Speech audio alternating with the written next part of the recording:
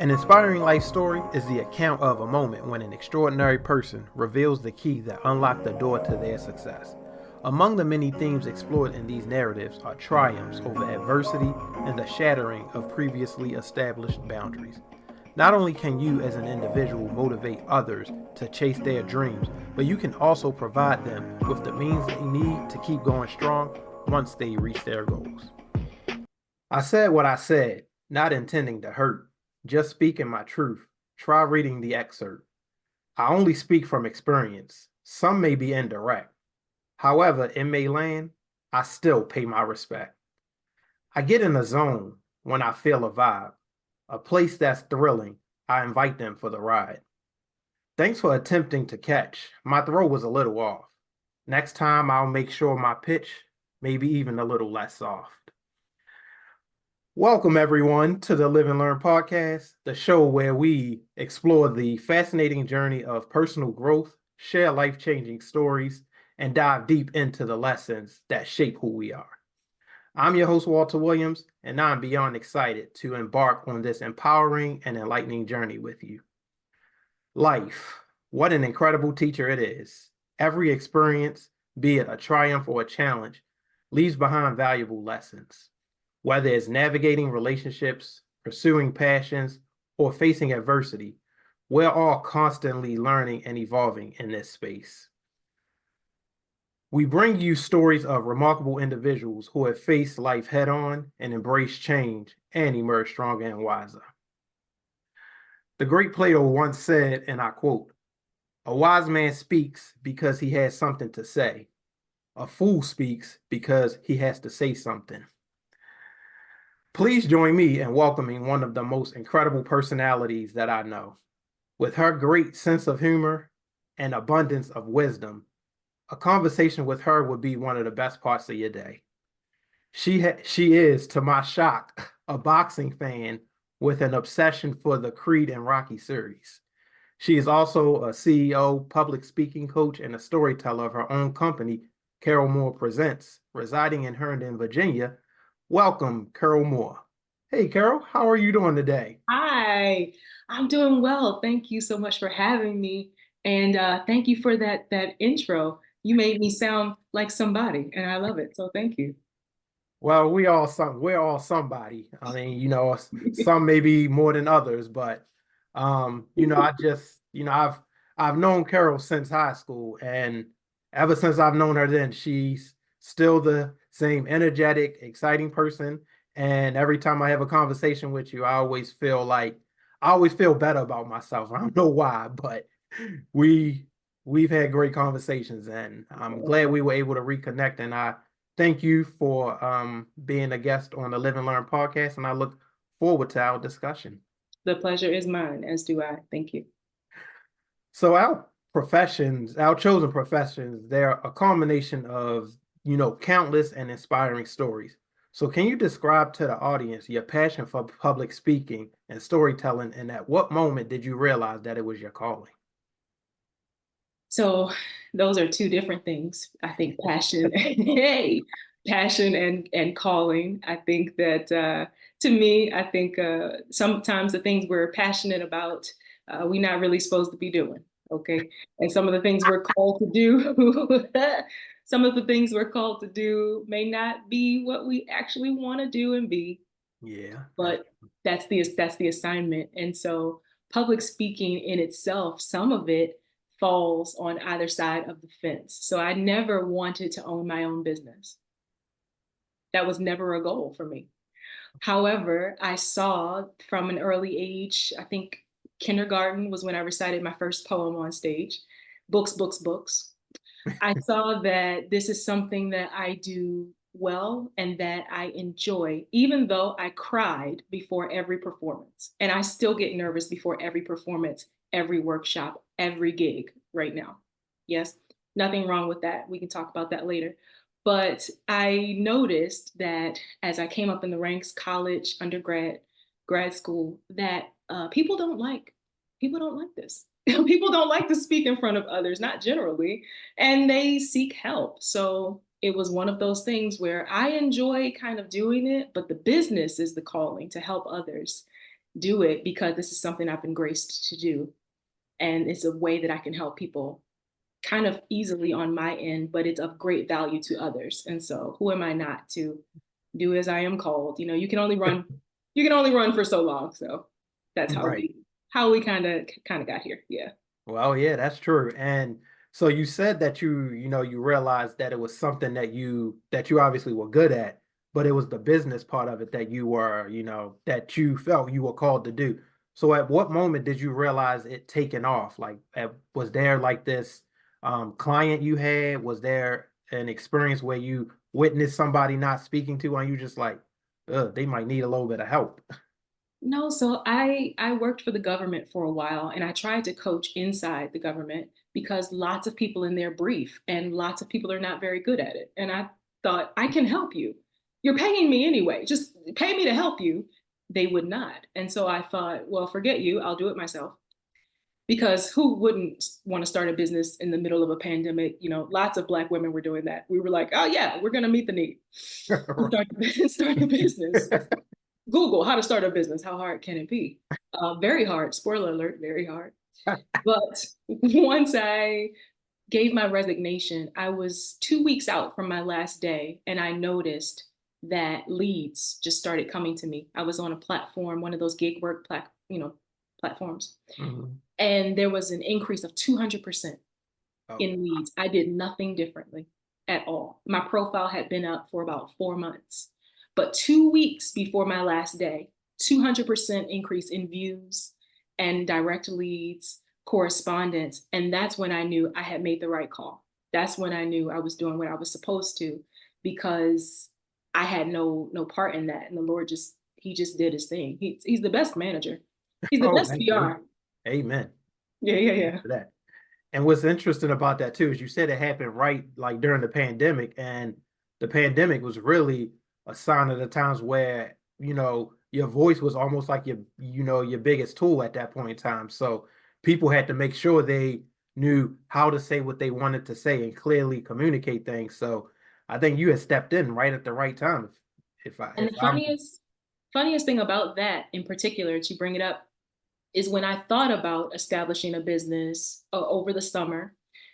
August is when I had started. I thought, oh, I will get an office space and people will come in and we will have these in-person interactions. But because of the pandemic, everything was virtual. So the majority of my clientele is not in Virginia at all. oh They're wow. all over the country because they were looking for virtual services because no one was leaving the house. Oh wow. Wow, yeah, like I said, you picked the right moment to come. And Yeah. the thing about it too is like with you doing that, I think the thing is you said you're like working with people all across the country, you said, correct? So like, do you have like one of do you have like a memorable client or a story that you don't mind sharing about like a client that felt really rewarded and walked away saying, "Wow, that was a great meeting that I've had with her." So there was one client who was a new mom, Oh, and we would meet weekly. Our time together, maybe 8 a.m., was the only time she got alone all week. And so when I realized that, I said, hey, do you want to take the first 5 minutes for yourself? Like, do you just want to go to the potty alone? Do you just want to sip your coffee? Keep it real with me. What can how can I provide value to you? Because this hour is yours, but I mean, 55 minutes is just as effective as 60. If you hmm. can take 5 minutes and get yourself grounded. Yeah. And so she ended up using that 5 minutes to, I think she said she would catch up on like gossip news or like trash, like celebrity news. So we would log on at 8 and I'd say, see you in 5. And then we would turn our cameras off and she would eat some breakfast and just do some scrolling on social media. I worked with that woman for months, maybe 2, 3 months. And our last session together, she said, I want you to know in my last job interview, I did everything that you said, and I negotiated twice my salary in a total compensation package. Wow. And then she said, this will be our last session together. It's been great. So Wow. Wow, that's awesome. I think of her often and how we were we were able to do something just different, but it was exactly what she needed. Everybody doesn't need that time. They don't need it weekly, they don't need it in the morning, but we covered so much and it was enough for her to present herself in a whole different light in her career aspirations. And so because of our time together, she's living the life that she wants. That's what it's about. Wow, that's incredible. And it's great hearing stories like that because public speaking is an obstacle for many people. Many people, have to get in front of people they never seen before, share things that they're not, 100% confident that people will receive the way they want to receive it. So that's an obstacle for those people. But in you running your business, what do you think was the biggest obstacle that you've overcome or that you're still trying to overcome at this point in your journey right now? Imposter syndrome. Oh, man, There are times that's a when famous one. I feel like a fraud, or people may say, I've researched you and you're impressive. And I say, well, what did you see? I can't just take it. It is a lesson my best friend taught me. Sometimes we have to relearn things as many times as we need to in order for them to stick. And so there are days when I feel like superwoman. I feel like talk nice to me, talk pretty to me. You can't say nothing to me. And then there are other days when I'm like, I'm just gonna go work at Barnes and Noble. I'm just gonna shut it down. I'm just gonna shut it down. I'm gonna shut it down and I'm just going to be surrounded by books and love and and hide out and because what am I doing? Why are these people paying me? How is this happening? But the way that I'm able to consistently overcome that, and I think that for a while that might be a struggle, right? Even if we don't call it imposter syndrome, but doubt, it'll creep in. I think that's natural. Yeah. A way that I manage it is by my Google reviews. People who leave reviews, they have no skin in the game. They've already experienced my services. Right. And so, and I don't want to say they have no skin in the game because that's not true. What I mean is telling the truth, they are able to do so. It's not like I owe them anything. And the truth that they choose to tell is that I've helped them. So when my imposter comes and says, you can't do a great job, or you're not doing, or you're not qualified, I can read the opinions of people who have experienced my services and who have chosen to say, yes, she helped me. Because they could have also chosen to say, no, she didn't, or not leave a review at all. So that's the top way whenever I'm feeling kind of overcome myself. Mhm. I pull up what I call my greatest hits. I just pull up the Google reviews. And I'm like, remember that time when she did get promoted? She did. You know, it's very helpful to me in dealing and managing that very real emotion. Yeah. Wow. Yeah. See, and that's great wisdom to pass along because in our most difficult moments where we're, again, experiencing adversity or like you said, imposter syndrome, because I know a lot of people, myself included, that, faces that, sometimes we have to remind ourselves of the good that we have done, recall the good things that we've done and why we are where we are and, find ways because for me, I like to be challenged but sometimes I challenge myself a little too much. And it gets to a point where I'm like, wait, did I take on more than I can handle? But Mhm. you have to sometimes recall why you are where you are and what got you there. So I think that what you just shared is a great reflection of that advice and something that a lot of people could benefit from hearing. I also would like to add that the reason I seek and review the reviews is because that's a source outside of me. And so anxiety lies, and the quickest way to disarm a lie is with the truth.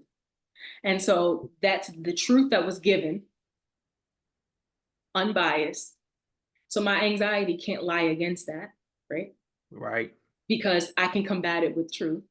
But I also have a list of qualities, characteristics of myself that were given to me by the people I trust. The people you would call to bail you out of jail, the people you would call and ask them anything and you would believe anything they say. Doesn't it make sense that you have to believe what they say about you? So one day I called the people who know me the best, whom I trust beyond the shadow of a doubt. And I said, what are my strengths? And then I listed them. And so when I have times thinking that I'm not qualified or I feel weak or what have you, I will go to this list built by the truth, the people who will tell me, hey, girl, nah, those same people. Like, you're not the friendliest sometimes. You're kind of mean. You're kind of mean. The same people, if I will believe them when they say that, then I can believe them when they say, well, Carol, you're encouraging or you're energetic or you do know what you're saying. So to build the truth that lives outside of you, I think that is also a really important aspect because if you try to think of your own strengths while your anxiety is lying to you, you'll lose every time. Wow. So two things. One, does this list have a name? Did you name the list? Does it like have a special name? The title of it is At My Best I Am, colon. Oh, okay. Hey, I like that. And the second thing is, I love that quote that you said about anxiety lies. I think a lot of people need to hear that. So anxiety lies. I love that. Um, so is there anything else you'd like to share about your business or anything? Because we kind of went through that pretty quick. And looks like we're about ready to go into the spiritual relief segment where I share a moment of the word, give a nice Bible verse and give my thoughts on it. But was there anything else you wanted to share before we go into that? I think the last thing I will share is that I heard this quote from some pastor somewhere. I'm only saying that to say it's not mine, okay? Okay. But he talked about part of success with your business is that you can be the president, but like God is the CEO. And so sometimes I feel a certain way when I say I'm the CEO of my business. Me too.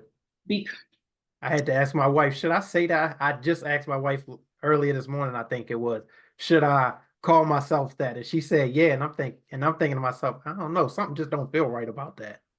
it can be hard to settle into when you view it that way. But I have mitigated that by saying my not so silent but invisible partner. Like, like God's my I like manager. that too. He ain't always that quiet, Oh, absolutely not. but I can't see him. So, but to know that there are times as a solopreneur or an entrepreneur, it is a very lonely, lonely road. Yeah. So being able to purposefully give God a title has been helpful to me to stay above board. And then sometimes when I'm like, oh, why is it not going well? Or why did it make a turn? And that's unexplainable. And I'm like, oh, it's because of marketing, right? It's because of my PR agent. It's because of my, you know, invisible but not so silent partner. It's because of the CEO. Okay, so he's out here networking, huh? Yep. He's networking for me. Right, right. I And like that is something that I think has been helpful. I also think that my job is hard. Being an entrepreneur is hard. Coaching people is hard. It's hard work, but it is worthy work. And so I that. always want to make sure, specifically recently, that I take a moment and say it is worthy work, and the worthy work is worth doing. Yeah. That's it. Wow. I love that. I love that you shared that. And, that's something that a lot of people can relate to. And a lot of people need to hear, because what's worth doing sometimes is not going to be easy to do, So, that's the nature of the game a lot of the times. And, to give, to give quality work and, quality coaching or content or whatever it is, sometimes you got to go through those difficult roles and challenges so you can learn how to sharpen what it is that you're delivering. So, Yep. well, since we were just talking about our CEO, let's dive a little bit into his word here. Thank you for that segue, Carol. Today's word comes from Deuteronomy chapter 32, verses 1 through 3. And it reads, listen, O heavens, and I will speak. Hear, O earth, the words what I say. Let my teaching fall on you like rain. Let my speech settle like dew. Let my words fall like rain on tender grass, like gentle showers on young plants. I will proclaim the name of the Lord, how glorious is our God. That last verse is probably the biggest and most important one of it all. All of it is incredible, but that's the one that I really want you to take away when you hear that verse is when reading this verse, it pretty much is saying, let the works that you perform and the words that you speak be made in the image of God, and be ready to shed light on those to learn of his good news. So whatever it is that you're doing, in your day to day, never forget to represent, honor, and show the experience of God in all that you do. Quick question. Absolutely. Could you go over the part about the dew and the grass? Tell me about the gentle grass again. What was that? So it says, let my teaching fall on you like rain. Let my speech settle like dew. Let my words fall like rain on tender grass, and let gentle showers on young plants. Interesting. There's an idea of reception as well, right? And absorption. Mm-hmm. And I thought it was interesting that tender grass is there. It's not just grass, it's tender grass. And sometimes, I'm not going to say that I felt convicted because people are paying attention. I'm not going to say that. But my grass ain't always that tender, huh? I get a little rough in the streets. My grass is a little sometimes. Yep, I So understand. there's an idea of reception and absorption, and I suppose anticipation. I guess a thirst I could hear there. And I Mm-hmm. was like, okay. So it's like let it fall, but then like let it fall. Like take it. Right. No, Don't I let get it what you're drop off. Don't take it. That was nice. Thank you. saying. Oh, thank you. Um, but also one last point that I forgot to make, and I think I did kind of reflect on it, but let people see you and know that you are made in God's image. I think that that's really the most important thing, because we get so caught up in wanting to be great to and for everybody, but it's the Lord that we should be wanting to be great for because He's always great to us. Amen. Amen. All right, now let's get into the fun part, the fun stuff here. So in this segment, in my opinion, I usually give a list of a few things related to what the guest is a specialist of. So Carol here is a public speaking coach and professional here. So I've oftentimes been trying to get advice on how to be a better public speaker because as a success coach, I get invited to a lot of speaking engagements. And, I'll be getting a few pointers from my wife here and there. But I've heard people say things like, oh, tell a joke and it'll lighten the mood. But I'm thinking, well, what if the joke's not funny? Then I've heard, oh, you should use a hand gesture, something that people can remember you by. But coming up with a hand gesture, I'm thinking that's kind of awkward. It looks like people could see that I'm nervous, can't they? And then here's my favorite one. Imagine the people wearing embarrassing outfits. And my question is, wait, how old am I again? I've been on this earth for almost 4 decades, and I'm imagining people in embarrassing outfits. So I guess my question to you is, what are some things that people shouldn't do when it comes to stage fright? We always hear what we should and how we should handle stage fright. But when you talking to your people, what things do you tell them they should not do or they should avoid doing? Okay. Good question. I'm going to go backwards on your list. Imagining people in embarrass. Okay. Yeah, I saved that one for last on purpose. Okay. Okay. Because we heard what you said and what you didn't. We heard it. That is not what needs to be done. Because if you think about it, that's also taking energy away from what you should be thinking about. Let's not Right. talk about how absurd it is or how much of a violation of privacy it could be as well. Right. but it is taking your energy away from where it should be. Yeah. And I think I'm not sure how an Android works. No shade to the Android users. I just have an Hey iPhone. now. Hey now. It's, I don't want any smoke, as the kids say. No. But when you are running your phone and you're running a whole lot of apps in your phone, the phone itself runs slower.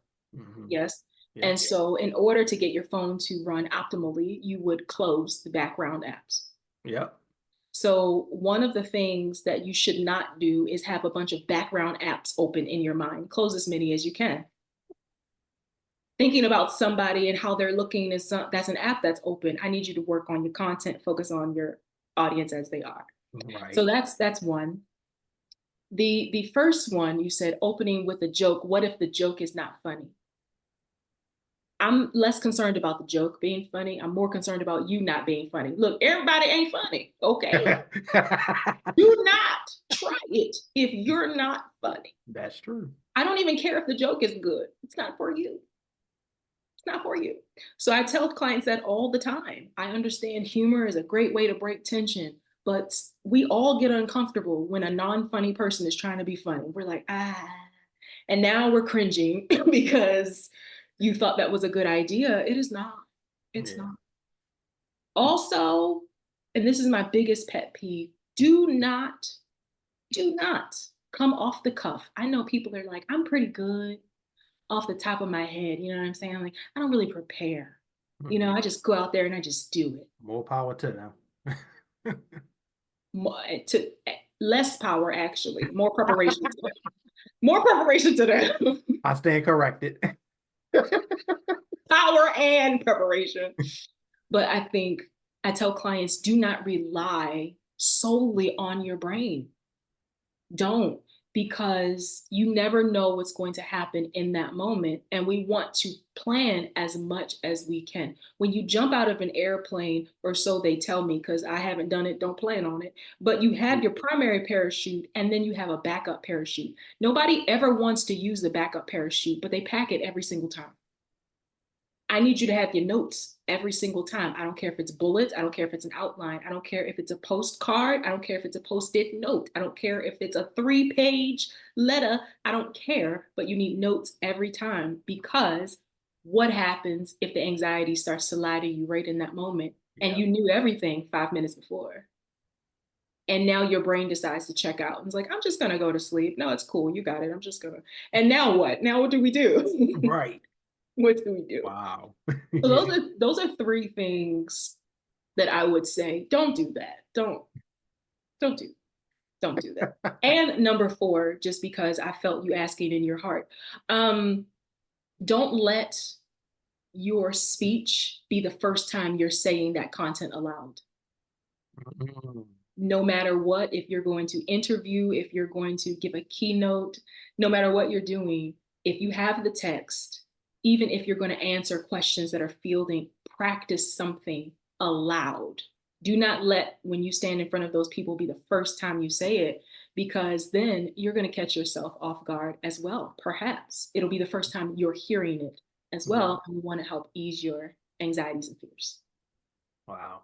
That's that's great advice. And that's something I definitely need to do a better job of incorporating into my tool belt is, saying it before consider myself so ready to, get in front of these people and share it, say it by myself or to somebody I know before I get in front of a crowd.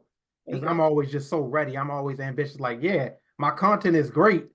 I love what I have to say. And then sometimes even when I have to record it, because I'm participating in the health and wellness thing.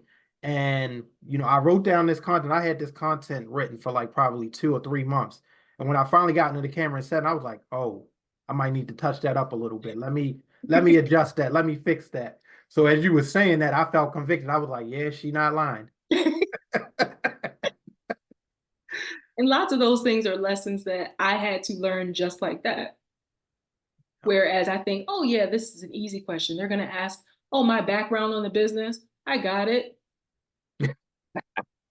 And then I end up sounding like a mumbling fool. And this is my job, right?